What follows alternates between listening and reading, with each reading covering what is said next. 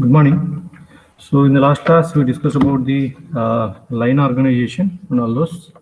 So today we discuss about the line staff organization. So in the line and staff organization, it's a modification of the line organization, and it is very complex than the line organization. Very complex than the line organization. So in this organization, there are staff will be involved.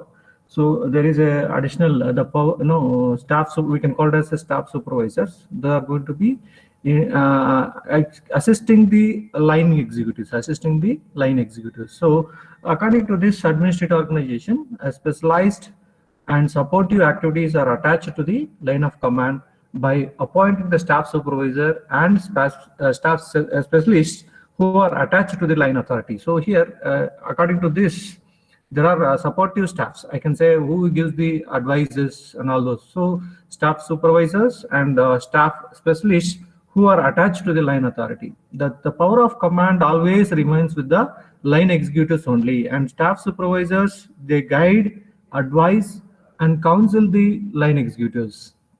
The staff supervisors guide, advise, and counsel the line executives, because the power of command always remains with the line executives only. And personal secretary to the managing director is a staff official. So here there are two types of staff.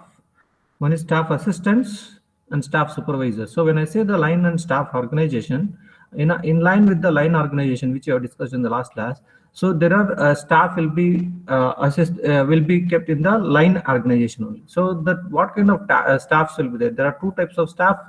One is the staff assistants, which you can call as PA to managing director, secretary to marketing manager, like that. Those are all called as a staff assistants. Staff supervisors, which you can call as operation control manager, quality controller, PRO, public relations officer. All these we can call as a staff supervisor. So these are the two types of staff, and the division of work and specialization takes place in the line and staff organization. So here, as I told, the staff specialists are involved in this. So division of work and as well as specialization takes place in the line and staff organization. So the whole organization is divided into different functional areas to which staff specialists are attached. So as we told that actually, say for example, R&D, planning, distribution. So if I have attached a specialist, R&D specialist, and sales specialist and all those, then we can call it as division of work is done, and as well as specialization takes place in the line and staff organization. So the whole organization is divided into different functional areas to which staff specialists are attached. And efficiency can be achieved to the features of specialization. And as we told that there are two lines of authority. Which flows from at one time in a concern, say for example, authority and staff authority. So power of command remains with the line executives we discussed. The staff specialists, they are going to gives advices and all those.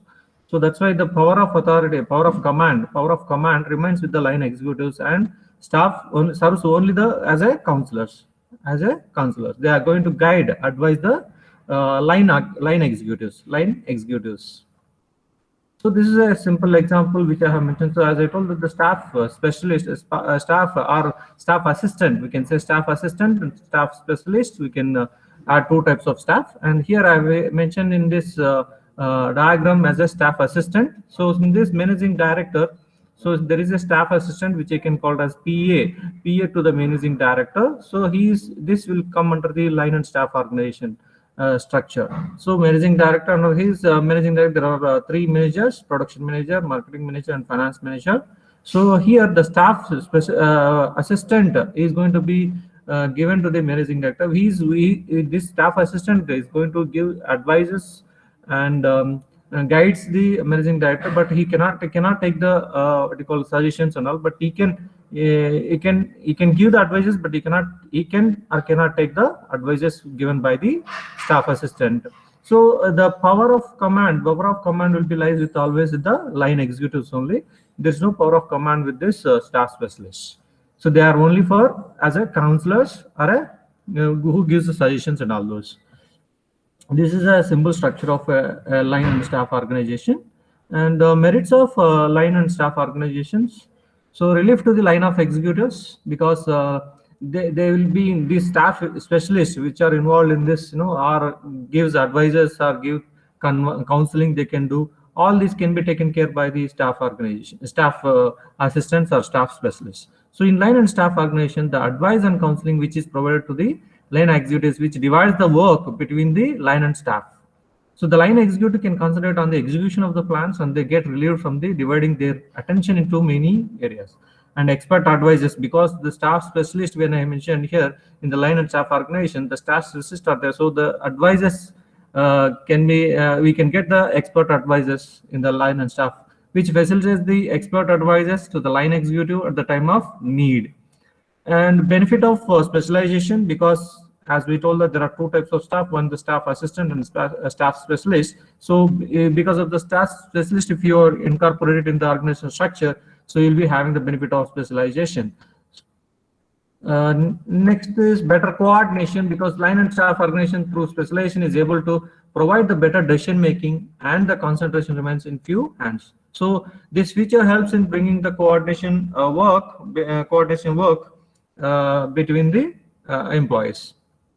Benefits of research and development, because if I say the R&D specialist, if it is specialized staff is there in the R&D, so you'll be get the benefits of that staff. And so through the advisors of specialized staff, the line executive and the line executives get time to execute the plans by taking the productive decisions which are helpful for a concern. So this gives a wide scope for the line executives to bring the innovations and go for the research work in those areas. And this is possible due to the presence of staff specialists also. Okay, this is only possibility is staff specialist, because the specialized staff is going to be taken care of this R&D. So then coming to the training, due to the presence of staff specialists and their expert advice service as a ground for training to line officials, and line executives can give due concentration to their decision making. So this in itself is a training ground for them. In balanced decisions, of course, because of the specialization, there is a balanced decisions will be taken care, because relationship between the line and staff, the relationship between the line and staff automatically ends up with the to take the better and balanced decisions. So here even the staff specialist or staff assistants, they give the idea. So the decision taking power will be taken by the line executive only. So the power of taking the decision will be end up with the line executive, but the because of the coordination between the line and staff, so you'll be getting the balanced decisions. And the unity of action is a result of unified control, and the control and it is effectively takes place when the coordination is present in the concern. So if there is a coordination, automatically there is a unity of action is going to be present. So in the line and staff authority, all the officials have got the independence to make the decisions. And coming to the demerits of the line and staff organization, so lack of understanding. So here the line and staff organization, there are two authority flowing in at one time. So this results in the confusion between the two. As a result, the workers are not able to understand the who is their commanding authority. So the worker is going to be confused who is our authority, commanding authority. And the lack of sound advice, of course, thus the line official get used to the expertise advice to the staff, and then at the time of staff specialist also provide sometimes suggestions may be wrong suggestions, then so it leads to the wrong decisions, which the line executive have to consider it. This can affect the efficient running of the enterprise also, and there is a conflict between the line and staff in the organization. Line executive and staff executives, they may conflict because the advices which are given by the staff may not be taken into the consideration by the line executives. Then there is a chance of getting the conflicts. So line and staff are two authorities which are flowing at the same time. The factors of designation status influence the sentiments which are related to their relation, can pose a distress on the minds of the employees. So this leads to the minimizing of coordination, which hampers the concerns working. Then it is a costly because as we told, friction will develop between the staff and line executives, as in the previous point. So there will be a chance of developing the friction between the line and staff executives. Okay, and also Product cost costly. Product cost will increase because of high salaries of staff executives. As we told that there is a staff specialist, so there will be a chance of giving the high salaries, high remuneration for the staff specialist. So it leads to the product cost. It leads to the product increase in the product cost. It leads to the increase in the product cost. Then finally, assumptions of authority, as the power of concern is with the line official, but the staff dislike it as they are the one or more mental work, because they are involved in the advices, giving the suggestions and guiding them. So they involve more in the mental work, but the power of authority will be only with the line official. So that's why the assumption of authority is also one of the disadvantages in the line and staff organizations. So now we'll come to the functional organization. So in the functional organization, we can say this F.W. Taylor has suggested this functional organization because grouping and according to their functionality. So because it was very difficult to find all around the persons, qualified to work at the middle levels. So in the line organization, so functional authority has become, dividing this into, delegating this into according to the function. So functional authority is the right which is delegated to an individual or a department that authorizes the control of specified processes. So practices, policies, or other matters relating to activities undertaken by the personnel in the other departments. So as the name implies, we can say that the whole task of manufacturing and the direction of subordinates should be divided according to the type of work involved. So the functional, so according to the type of the work involved, these organizations, say for example, manufacturing and direction of subordinates should be divided according to the manufacturing sector, manufacturing function. So that is how the division, say sales and general officers, the functional manufacturing carries the only production, say R&D, purchasing, like that we can divide according to their activities. So here, in which we can define as a system in which functional department created to deal with the problems of business at various levels. And functional authority remains confined to a functional guidance to different departments, and which helps in maintaining the quality and uniformity of the performance at different throughout the enterprise. So the concept of functional organization, as we told, that it has developed suggested by the F.W. Taylor. And for example, here, if you take this functional head and marketing director directs the subordinates throughout the organization in his particular area. This means that the subordinates receive the orders from several specialist managers working above them. So it's a kind of functional head means marketing director. Marketing department will be having the functional head. So this is a simple flow chart of a functional organization. So there will be see, if you look at this, is R&D department and the finance manager and the marketing manager and then manufacturing manager. So in this manufacturing manager, different levels we have. So line supervisors, production teams, and then distribution. Likewise, marketing manager. So the sales and customer services will be taken by the. So this is according to the functions. According to the functions we have divided. So that is why it is called as functional organization. So at the higher levels of the organization, functional departments or divisions and all related to the similar work is placed in one department or a division under one executive. So this is under one executive. There are similar kind of functional departments are related. So design related and development related and testing related to the R&D manager, and accounting and purchasing will be related to the finance manager. Sales and customer services related to the marketing. So that is according to their functions related to the similar work which is placed at one department, that is marketing department. So here, if it is marketing department, sales and customer services, these two things will be taken care by the marketing. So very importantly, the functional organization is developed to achieve the complete organization on the basis of various functions performed by the. So these are the various functions which are performed at this level. See, design, development, testing, accounting, purchasing, sales, customer service, production, all this distribution, all this the different functions which are performed at various various functions performed in a particular organization. So these are brought into under one umbrella, that is say design, development, testing. This comes under the R&D manager. So that is according to the functional. So the R&D manager is the functional head for to carry out these kind of activities, similar functions.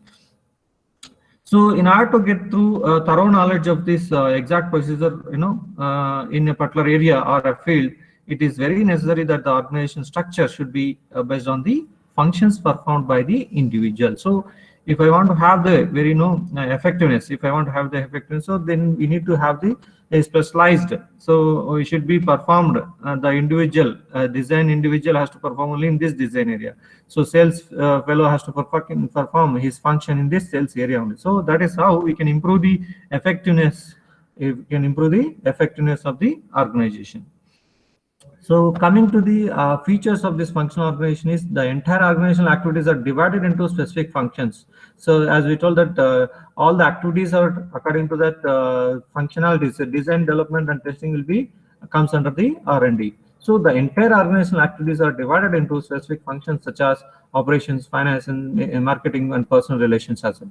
So complex form of administrative organization is compared to the other two. So this is a functional organization is a complex form for administrative organization, which is compared to the line and staff organizations. So in this functional organization, the line, staff, and function, all the authorities is going to be exist in this, and each functional area is put under the charge of functional specialist. So as I told that he is the functional specialist, R&D manager is the functional specialist. So under these are the functional areas. Design is the functional area, and development is a functional area.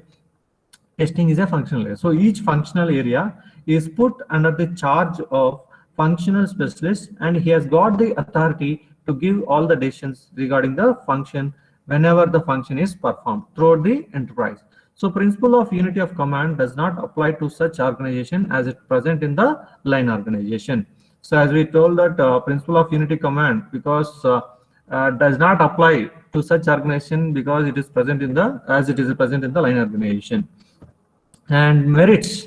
What are the advantages of this functional organization? Say, for example, it is a logical reflection of functions, and also we can say a specialized in the sense better division of labor takes place, which is the results in specialization of function. So as I told, the R&D specialist will be there. So specialization, better division of labor takes place in this organization, and effective control, because the R&D specialists have the control on the design, development, and testing functionalities. So effective control can be taken place according to their functionality. So management control is simplified as the mental functions are separated from manual functions. So checks and balances keep the authority within the certain limits. So specialists may be asked to judge the performance of various sections. And efficiency, of course, greater efficiency achieved because of the individual is working in their functions. So achieved because of every function performing a limited number of functions. Economy, of course, specialization is complied with the standardization, facilitates the maximum production at economical costs. And the expansion, of course, expert knowledge of functional managers facilitates the better control and supervision, and also quality of work will be improved in this case. And it's simplifies the training as well, facilitates the mass production, as we told that here the maximum production because of complied with the standardization, And demerits in this. We can say coordination of the efforts of various functional foremen is very difficult. Lack of coordination. So disciplinary control, because becomes a weak as a worker is commanded not by one person but a large number of people. So there is no unity of command, and confusion occurs in this case because the coordination has become very difficult in this.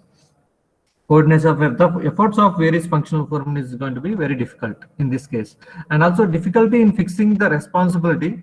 Because of the multiple authority, it is difficult to fix the responsibility as well. So responsibility is also one of the difficult in this case, fixing which leads to the unsatisfactory results, and also makes the economic growth of the company also difficult. And it is the conflicts occurs. And conflicts, there may be a conflicts among the supervisory staff of equal ranks. They may not agree on certain issues. So costly, of course, maintenance of specialists of R&D specialist, when I say, so maintenance of this specialist staff is going to be the expensive to the organization. And coming to the one more kind of organizations, committee organization. So as I say, the committee in the sense, we can say a group of persons assigned in a task, persons assigned in it. So if you look at in the modern complex business world, we can some of the administrative tasks as divided can be performed by a group of people. people. So in that we can a committee, we can say a group of people which are pooled to carry out the defined objective. So they are assigned in a task. They are assigned in a task means to achieve some particular objective. To achieve particular some objectives. So the various functions of committees, they can collect the information from different sources in the department, and the collected information is critically examined and analyzed by the group of people which are in the committee, and also frame the policies of the organization by these committees, and draft a detailed report containing the recommendations for the purpose of implementation, and selection of personnel, directing and controlling the officers at the regular intervals to achieve the goals is also can be taken care by the committee organization. So when you look at this, these are the some of the functions which are carried out by the committee organization. When you look at the different types of organizations, the types of committee organizations, we can say that the committee may be a standard committee or a permanent committee. Sometimes the committee may be a temporary or ad hoc committee. Once the purpose is served, then automatically this will be dissolved, the temporary or ad hoc committee. Then executive committee will be there in any organization. So advisory committee will be there, formal committee is there, informal committee. So according to the situations, these kinds of committees are formed. Administrative task if they want to perform. So these kind of committees they are going to form, like formed ad hoc committees and temporary committees, formal committees, informal committees, all these things. And see, if you look at the simple flow chart, there are finance committee which is under the board of directors, and there is a executive committee under this BOD, and also purchasing committee will be there in the which relate to the all these activities, production activities, marketing activities, finance activities, and personal activities. So there will be a purchase committee in a particular organization. So they are all called as permanent committee or standard committee, or okay, or ad hoc committee or formal committee, you can say. So these are all many committees which are formed with a group of people for purpose of achieving some common objectives. For the purpose of achieving some common objective, so these committees are formed. So what are the advantages of this committee organizations? See, committees, when I say that they can come out with the proper decisions, so valuable decisions, they can come out with the valuable decisions as well. And because there is a group judgment, there is a group judgment, so it is not by a single fellow will be take the decision. So it is a group of persons will be come out with a valuable decisions. So, and also committee members can use their expertise while taking the decisions. That is how we can say it is a group judgment. So in the group of people there will be a specialist will be there. So when I said a group, there is a person which are involved in a specialist, so they can come out with a expert decision, okay, and proper coordination and control among individuals and the departments as well. So committee decisions are many times better than individual. So communication of decision is faster with the involvement of members from different groups, and also motivation through participation is possible, and various interest groups are there, and a check against the misuse of powers. There will be a check for the misuse of powers, because committee is a group of people. Misuse of if it is there is an individual is taking a decision in a particular organization, so he may misuse the powers. So if the committee is there, then there is a check for the misuse of powers in the organization. So, and also decisions, based on the vast experience of the members which are in the group, they might have the experience. And also committee members have the authority to implement the decisions. So when I say the committee have the authority to implement the decisions as well. So they implement the decisions as well. Then we come to the demerits of this committee organization. Is expensive affair to constitute a committee, because we need to find out the group of the people which are specialists in that particular area. So it is very expensive affair to constitute a committee, because increases the administrative expenses, okay, and the time consuming or slow decision, because the group of people has to be gather the information, and then preparing a report, and then recommendations, suggestions. It will take that and then framing the policies for the organization. So it comes it takes time. It takes time. So that's why it is a time consuming or a slow decision is come out because of the committee. And of course the compromised decision, because the decision is to be compromised, because there is a group of people will be come out one expressing their ideas. So some of them, suppression of ideas will be taken place, because in the group, one fellow will be keep talking and the other will be kept silent. Then the suppression of ideas will be there. Chances are there. So if you left to the individual, then they can come out with their own ideas. So when you want to work in the group, so there is chances of suppression of ideas. So sometimes, that's what dominating nature of people influence more in decision making. So dominating people also in a group, when I say in a group, then dominating people will be influence the others, I mean, more in the decision making process, and responsibility here we cannot fix to any individual. That is one of the demerits, because if a decision does not produce any expected favorable results, we cannot blame any one person, anyone, because it is a committee. So it's a group of people got blamed with this one. So coming to the next kind of organization is matrix organization structure. So matrix, in the sense, as we know, that rows and columns kind of similar to that. It is a suitable where there is a large number of small projects. It means in a particular organization you have a n number of products, product A, product B, product 3, product C, like that. If you have a n number of products you are producing, then you will be having, or projects, you will be having a matrix kind of organization structures. So it is also called as multiple command system. It is also called as linking pins. Next, you see, this is a standard pure matrix organization where it is, so if you look at, there is a general manager, production management, and engineering, and then manufacturing, then marketing. So under this production management, if you look at the product line one, means there are n number of products they are going to produce in a particular organization. So if you take the LG has its own variety of the products. So a washing machine is one product, and then TV is one product, and then say if you take the ovens, or kind of any n number of home appliances, they have a n number of varieties of the products. So product line 1, product line 2, like that. Under product line 1, you will be having once again there is a subproducts of this. So likewise it will be having, and these products will be related to this electrical and mechanical of the engineering department, and fabrication and assembly of the manufacturing department, and the promotion and sales of the marketing. So all are interlinked.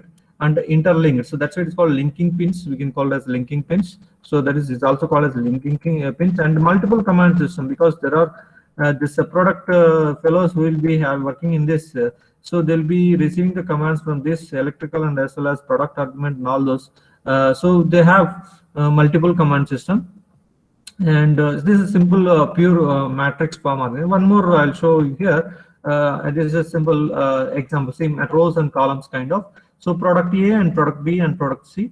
So they will be product A is also involved with the research, and product A is also involved with the engineering, and product A is also involved with the manufacturing. So likewise, the product A has three functions, and the product B is also same kind of functions: the research and engineering.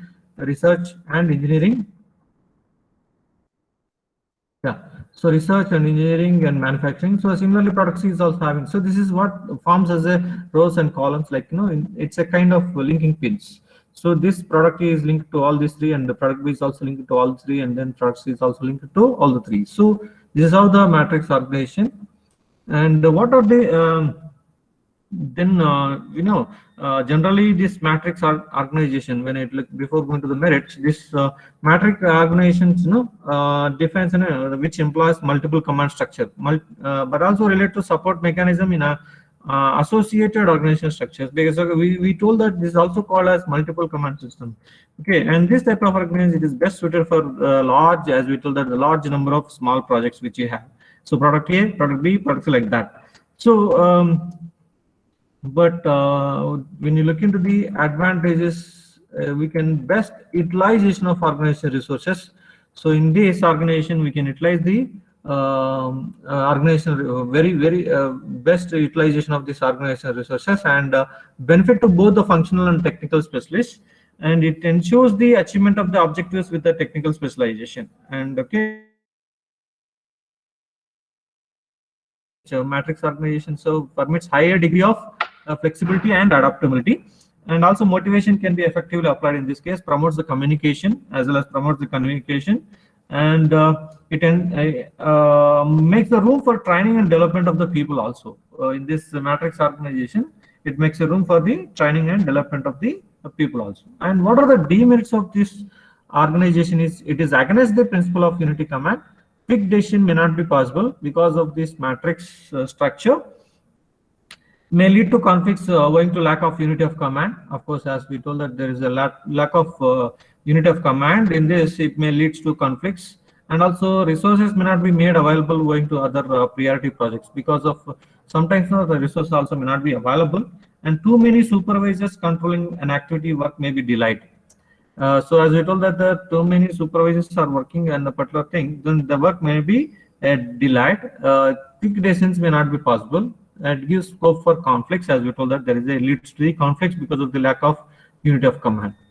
And coming to the next topic is departmentation, which is, it is a process of departmentation. The name says departmentation, making the departments, making the, how you make the department depending on the similarity in the work or activity which are carried out. So here it is a process of grouping the individual. So grouping the individual jobs into departmentation, we can say in a different way. So horizontal differentiation of tasks or activities into discrete segments, which you can call as departmentation. So horizontal differentiation of tasks or the activities means horizontal differentiation in the sense, say production, marketing, engineering, and then say finance. All this horizontal differentiation of the task or activities into discrete segment. It's a segment, production segment, engineering segment. Likewise, we can say it is called as departmentation. There are several bases for departmentation depending on the nature and the size of organization, or goals, strategies, and environment. So here, if you look at that, there are different types of departmentation which I have mentioned here. Departmentation by the function, departmentation by products, departmentation by the territory, departmentation by customers, departmentation by the process, departmentation by time and number. So number is missing here. Departmentation by time and number. So first we will discuss with the one by one, that is the departmentation by the functions. So the departmentation is based on the each major function of the organization, which is depending on the nature of the organization, the various functions which you can have, say production function, finance function, like we told, marketing, engineering, production, personnel, purchase, all these we can call as functions. Okay, functional departmentation is most widely employed basis of organizing activities, and is present in almost all the every organizations at some levels of in the structures. As we discuss the different structures, so you might have seen all these kind of functions based on their, departmentation based on their functions. So here, if you look at the marketing fellow, will be taking care of the advertisement, sales, marketing, research as well. These are the three functions which can be taken care by the marketing function. So production, finance, marketing, and personnel. So these are the functions, departmentation done by the function. Likewise, so this is a small flow chart which represents the departmentation done by the function.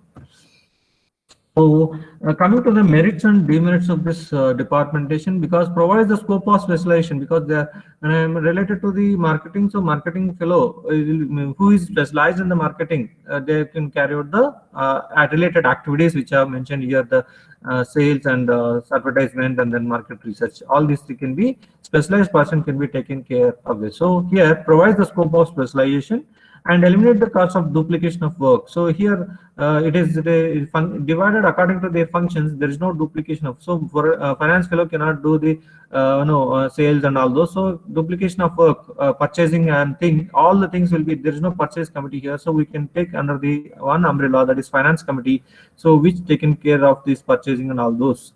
And that is what eliminate the cost of duplication of work and effective control over performance, facilitates the delegation of authority. Interdepartmental conflicts, of course, there are these are the demerits, I can say. Interdepartmental conflicts can occur, and difficulty in coordination of the activities, and increases the responsibility of departmental heads.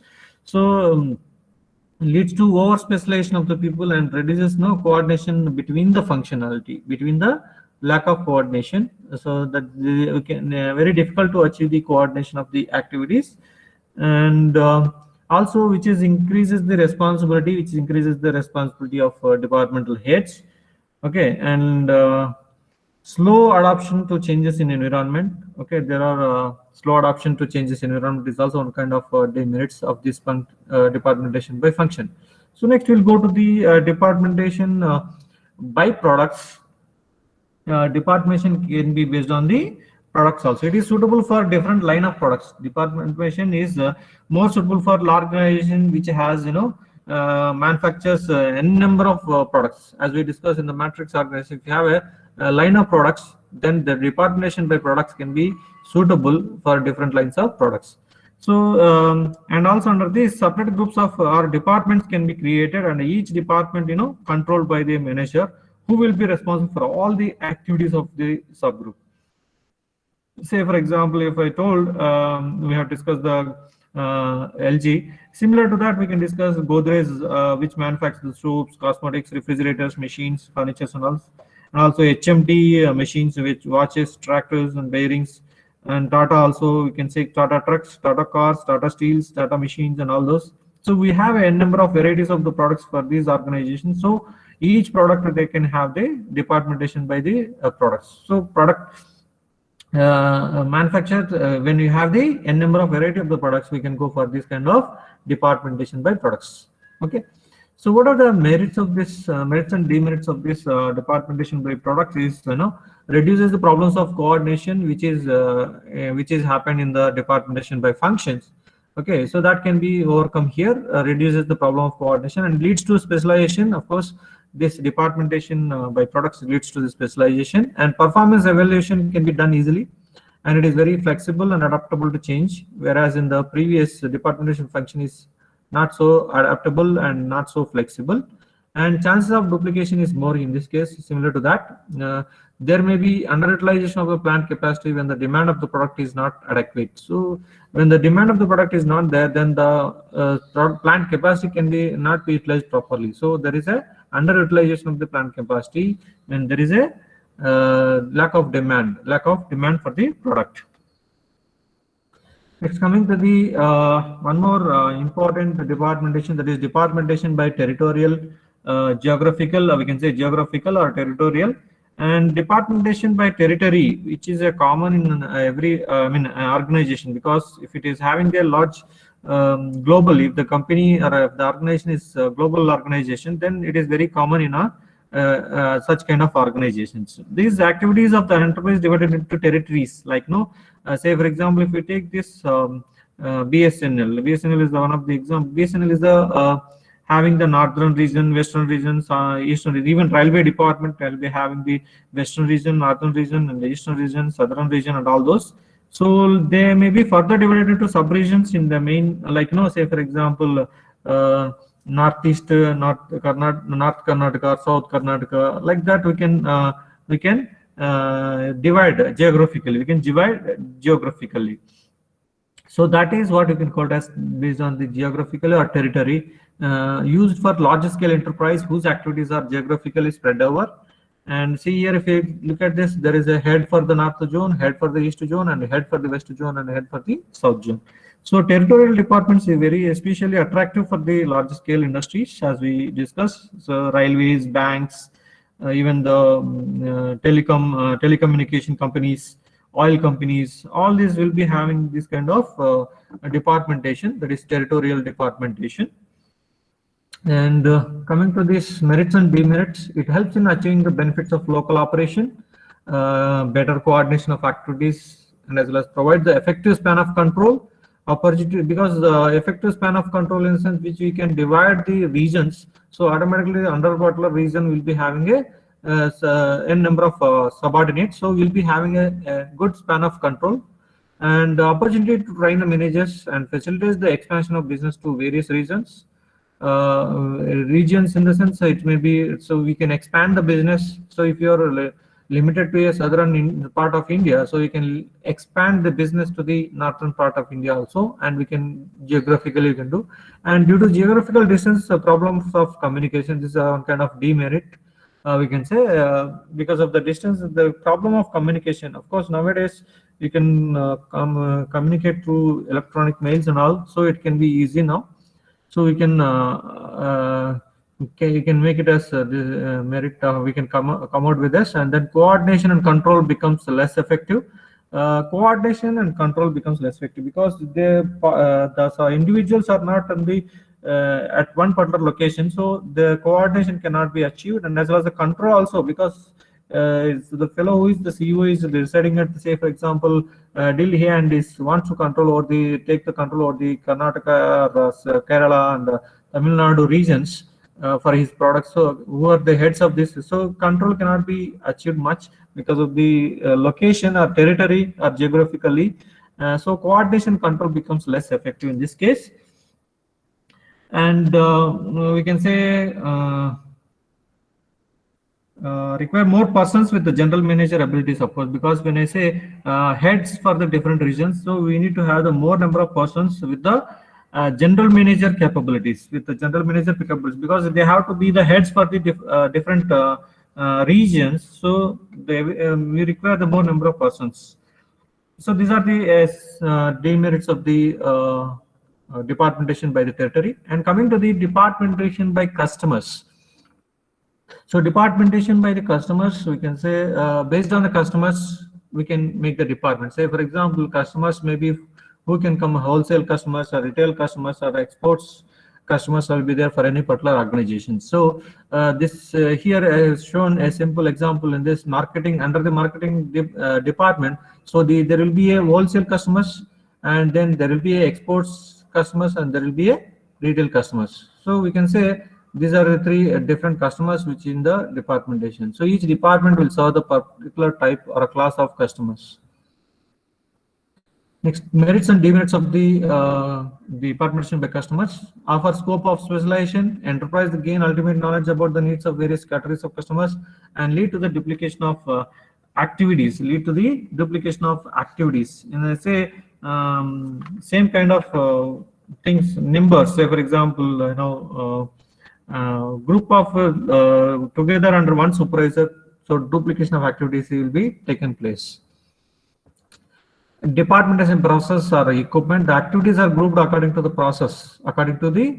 Say for example, we can have the in a production department, so lathe is one of the operation can be performed in the lathe machine. So we can department, so only what are the some of the activities which are performed in the lathe machine, that will be taken care by the departmentation by the process. The activities are grouped according to the process, and it is generally used in manufacturing industry, that is in the production department, and leads to the specialization, of course, no confusion in this, and proper utilization of manpower and machining can be engaged in a proper way. And for last one, departmentation by the number and time. So time, in the sense, the activities are grouped on the basis of time. For examples, call centers, because they can work on the time basis, like first shift, second shift, night shift, and all those. So the activities number, when I say the departmentation by the number, the activities are grouped on the basis of performance by the certain number of persons. So these are the different departmentation. So in the next class, we discuss about the committees and all those. Yeah, I'll stop for today.